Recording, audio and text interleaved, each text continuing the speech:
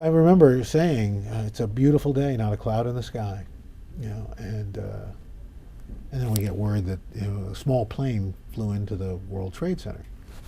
And I remember seeing the first live shot, and I remember looking and thinking, that seems too big a hole for a small plane. That's just a big hole. Um, and then we're on the air, and we're talking, and then the second plane hits, and now it's, what the heck is going on? What, you know, wait a minute, could this be deliberate? I mean, wait.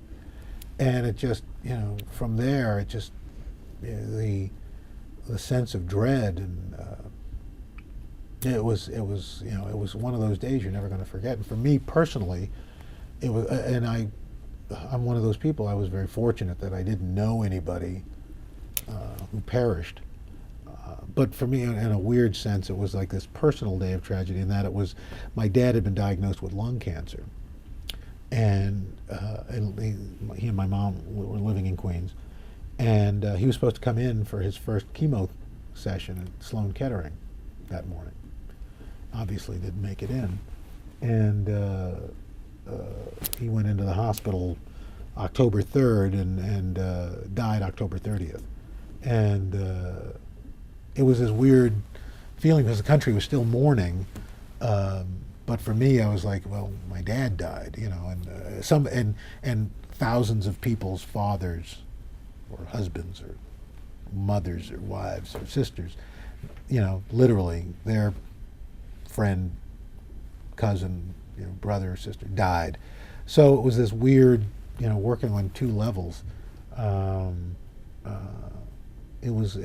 But that day was just. I mean, I remember coming home, and at the time we were living in a high rise. And seeing, again, it was a beautiful day, but seeing F-16s flying back and forth, it was like, and the smell of smoke, and it took a long time. I don't remember.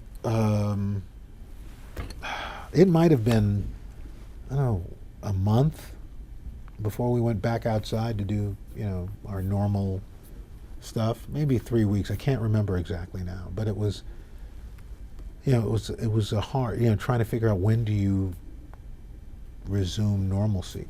Can you resume normalcy? Is something going to happen outside our window? It was a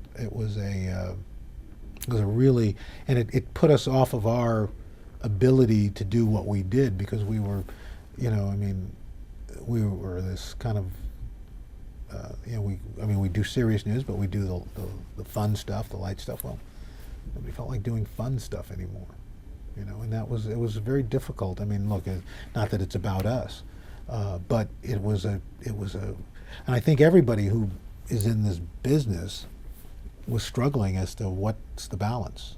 How do you do this? So it was tough.